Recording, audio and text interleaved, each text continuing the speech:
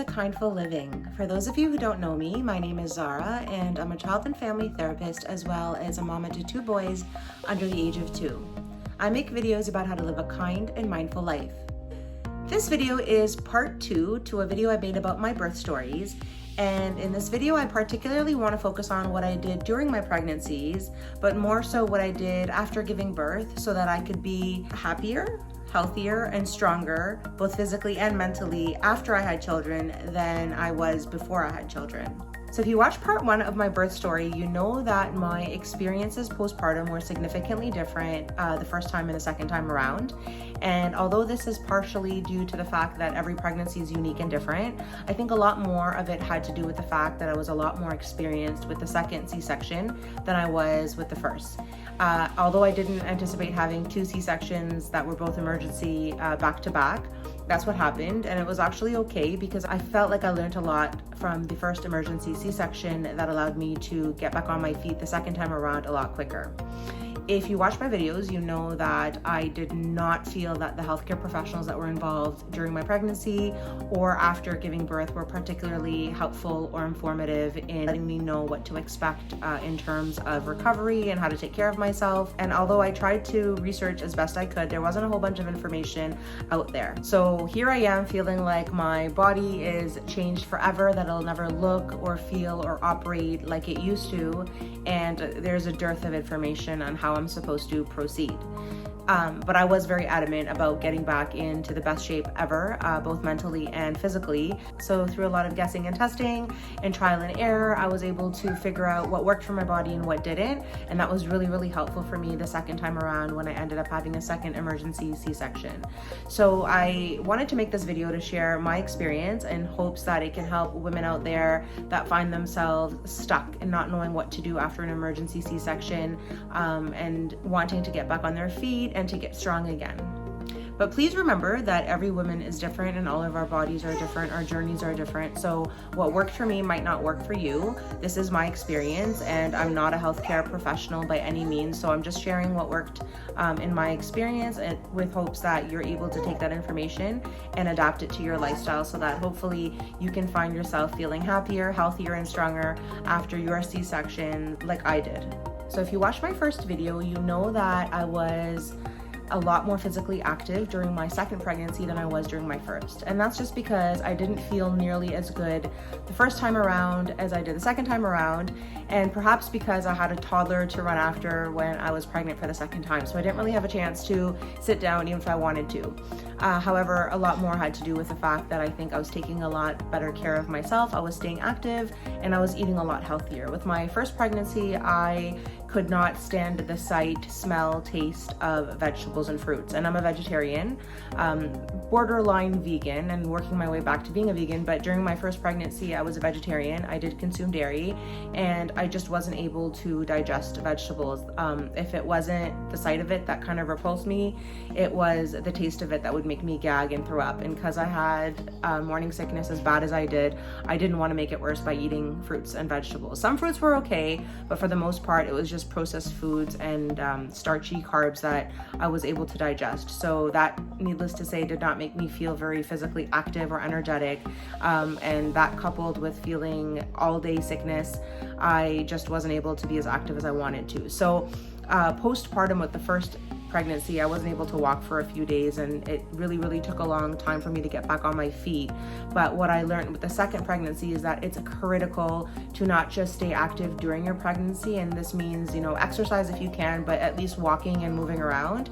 But it also means that once you have given birth, you need to start breathing exercises at the very least right away. So the day after giving birth, the second day, I started diaphragmatic breathing, and that basically is deep breathing.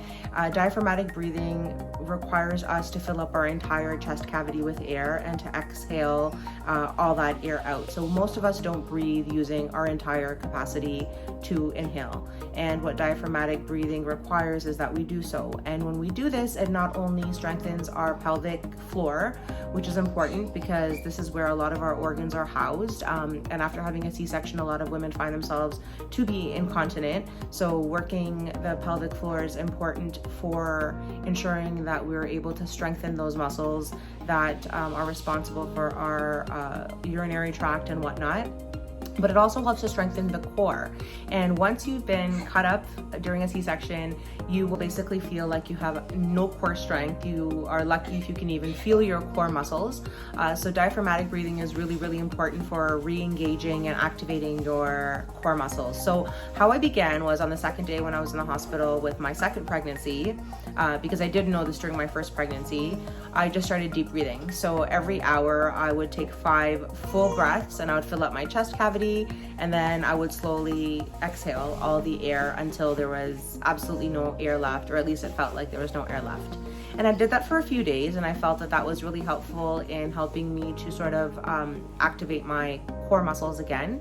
And then once I was discharged from the hospital and I got home, I did an exercise where I would just lean on my bed and I would straighten out one leg at a time. And while straightening out the leg, I would exhale, and then I would inhale when I brought my knee back to my chest. And I would alternate legs, do 10 on each side, and I did that 3 to 4 times a day. By 2.5, 3 weeks, I was feeling good enough that I was able to do CatCow Breathing. And if you don't know what that is, you can just Google that. It's a yoga activity, yoga exercise, whereby you're on all fours and you're stretching out your core muscles as well as engaging them in deep breathing. And by, I think, the 1 month mark, I was strong enough to get on all fours and actually lift my knees a few inches off the ground and to hold it there for 10 seconds. And then I would graduate to 20 seconds and hold it for as long as I can to start retraining my core muscles. And so I did this for, like I said, 4 or 5 weeks. And by the 5-week mark, when I had my postpartum checkup, I was actually cleared to exercise. And at that point, I began doing more strenuous exercise. During the first 4 to 5 weeks, it was really nice weather. I had my second son during the summer. So my family and I would get out and walk for at least 20 to 30 minutes a day, almost every single day. My eldest son was born in the winter, so it was really impossible for us to get out most days. I had the option of walking indoors, of course, but like I said, I wasn't feeling up to it. I wasn't recovering nearly as quickly as I did the second time. So moving around was not only difficult, but it was something that I almost avoided. I wish I hadn't, because I think it would have helped me get back on my feet a lot quicker. But with the second pregnancy, I was so active during it that I almost felt like it was natural for me to get up and to be moving. So it really helped to stay active during my pregnancy. But what I also think helped me to feel strong again was breathing exercises, and deep breathing in particular. So that's something that I suggest all women, hi Aini, that all women, once they are, able to sort of sit upright, just take a few minutes, second day, third day, to engage in deep breathing, and to do this a few times a day, as well then to sort of challenge yourself more. So once you're able to just take the deep breaths, to try the second exercise that I talked about, which was straightening the legs while sitting in a bed in an upright position, and then the cat-cow breathing, and then lifting the knees off the ground for a few seconds at a time, and then working your way up. I also think the walking around in the hospital, even if it's not for more than just a minute, is really, really critical. As soon as you can get out of the hospital bed, it's important to start walking around. The longer you don't use your muscles, the more you sort of lose your capacity to use them, and it takes longer to get back on your feet. So really, really helpful to start moving around as soon as you're able to. And once you're cleared by the doctor to start exercising again, it's important to jump on that ship and to get moving in whatever way you can. One thing that is important to know is that when we exercise, we actually increase our body's ability to heal. So exercising not only moves blood around, which is good for our cardiovascular system, but it's good for all our organ systems, because when blood gets moving around, we get oxygen to those parts of our body that are healing, which allows them to heal a lot quicker. Walking around is also really, really helpful once you've had a C-section, because it helps to prevent or to limit how constipated you are after. So being constipated is almost a sure thing for most women that have a C-section, which is why they give you stool softeners in the hospital, which I urge everyone to take. But once you start walking around, things start moving around, you start passing gas, it's easier for your body to pass its first stool. In the case of my first birth, as I mentioned in my first video, I had a huge issue with my intestines resetting and getting back in order. So it was really, really important for me the second time around to prevent that, because I didn't want to go through the excruciating pain of having gas that was trapped inside, as well as being constipated. A lot of women have asked me how I was able to stay active during my pregnancy and to get back on my feet and to start working out so quickly after having both my children. And the reality of it is that it's not easy, but as counterintuitive as it seems to exercise when you are the most in need of sleep and the least rested, it actually gives you a lot more energy to work out even when you are tired. So even if it's for 10 or 15 minutes, jogging or doing some calisthenics or whatever it is, really, really helps to get your blood moving around in your body, and that really gives you energy. So for me, I found that it was hard to get up and to actually get to the gym or to put on my workout clothes, but once I was able to start moving around, I felt a lot better for hours afterwards, and that feeling would extend into the next day. And so if I was working out every day, I really, really felt that I had a constant supply of energy, as opposed to feeling like it was robbing me of the limited energy that I had. For women that choose to nurse their babies, which is a decision that I personally support 100%, because the research is clear of the benefits, but of course that is a personal choice, and not all women have the same capacity to nurse their babies, so to each their own. But for women that do choose to nurse, it is crucial that you have a nursing pillow after a C-section, because holding your baby against your incision is not only painful, but it's also impossible to do so, because you are so weak and so inflamed and so much in pain that it's not really possible. I mean, it might be for some women, but it wasn't for me. So having a nursing pillow was critical for those first few weeks. So something that my partner actually helped me to discover when I had my eldest son, Zane, was the lying down position for breastfeeding. So it basically requires for the mom to lie down on her side, to use her arm that is on the side that she's lying down to prop her head up, and then using like either a pillow or a rolled up blanket to support the baby, and having the baby face the mother a little bit lower than the mother, so that their face is basically close to where your breast would be, and then feeding them that way. I use that position with both my children for various weeks. I still use it till now, just because it is really, really easy and convenient and comfortable, which is the most important thing. But I highly, highly urge women to try this position out once they've had a C-section, because it allows you to almost effortlessly breastfeed your children. Another major physical hurdle for me, especially with my first pregnancy, was water retention. So I'm going to share a picture of what my feet looked like right after I had Zane. It was so painful. I felt like my feet were literally going to explode. They were so swollen.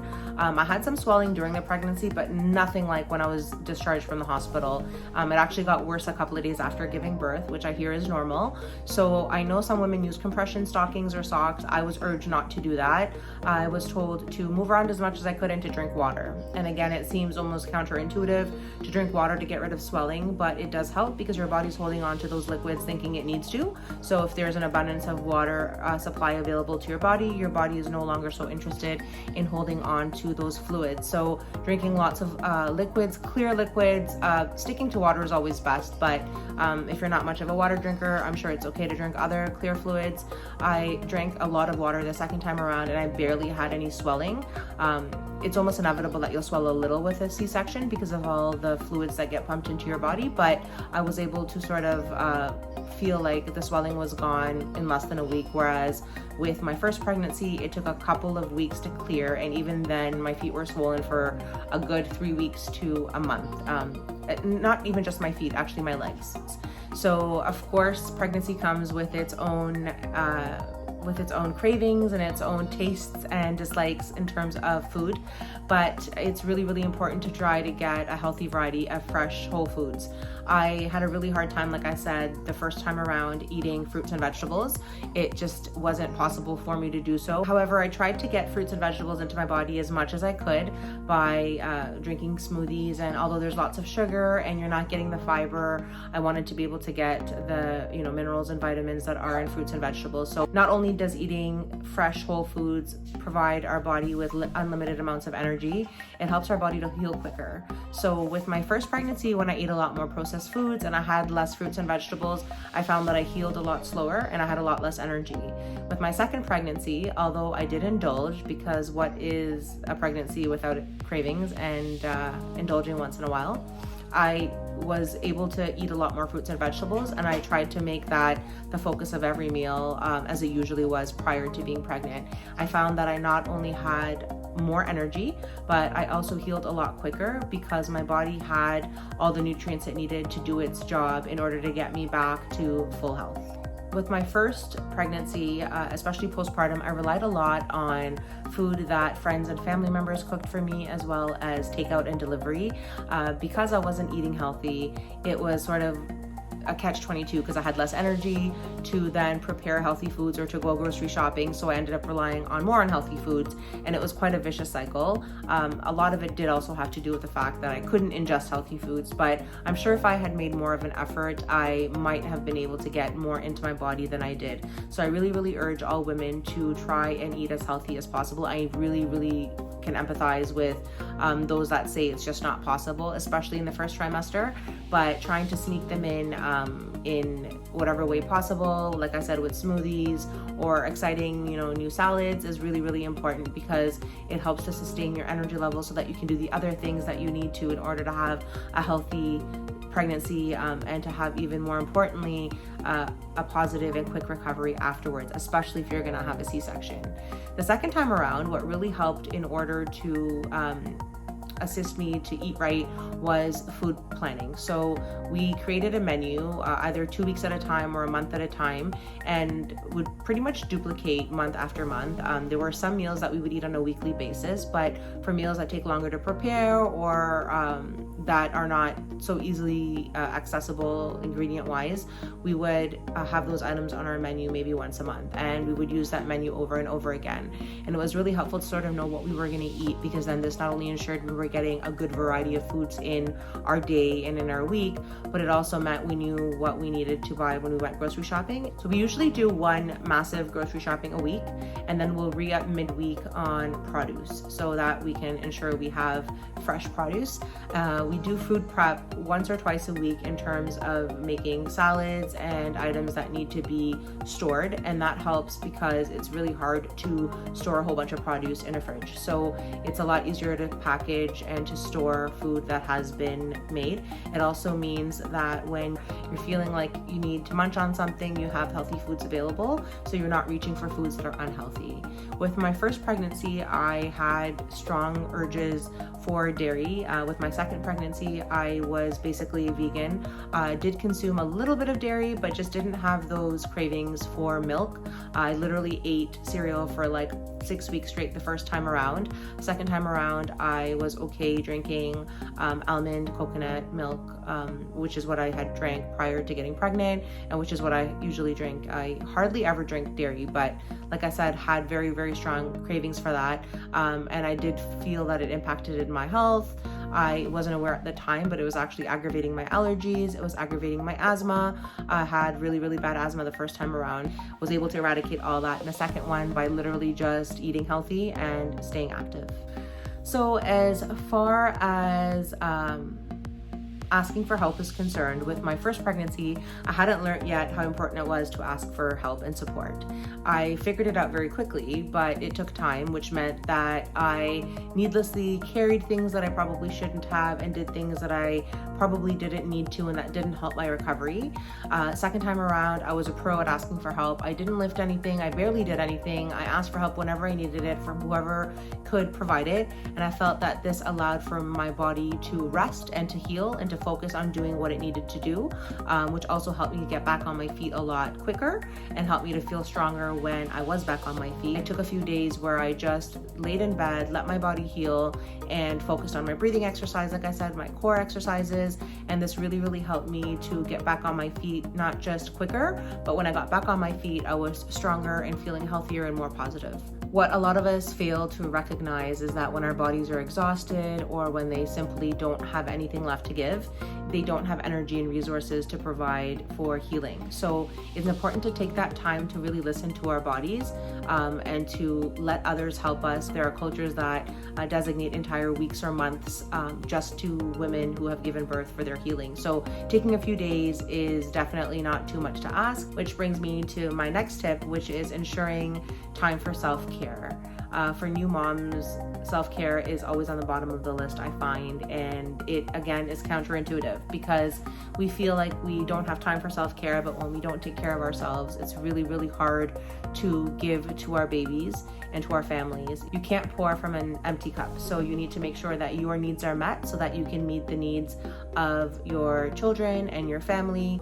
It's important to focus on ourselves, even if it's just for a few minutes a day, so that we can help meet the needs of our children and our families in a loving and kind manner. I also found with the first pregnancy and postpartum period that I isolated myself from other mothers, and I didn't do this intentionally. I just felt like I knew everything and I didn't really need the support. I had my friends, I had my family. With my second pregnancy, I joined a lot more mothers groups, either online or in activity forms. I recently actually just signed up for a mommy and me yoga class. So with the second time around, in joining all these groups, it's not necessarily that I felt I learned more, but I felt like I had this space where I was allowed to share my experiences and where my experiences were valuable. And that made me feel like I was contributing. I think being on a mat leave for my first pregnancy was really difficult for me because I didn't feel like I was contributing in any way to society. The second time around, I had made up my mind that I would keep myself active despite having 2 children under the age of 2 with social activities, because I've always been very socially active, and that's something that's not only important to me, but it's a part of my identity. So I felt like joining these groups allowed me to be a valuable contributing member of society, and it also allowed me to share my experiences with those that were going through similar journeys as myself. That's part of the reason I also started this YouTube channel, because I wanted to be able to not only share my experiences and knowledge, but to also create a community so that I could feel like I was making my contributions to society in a way that is not only meaningful, but that makes sense to me and that fits into my lifestyle.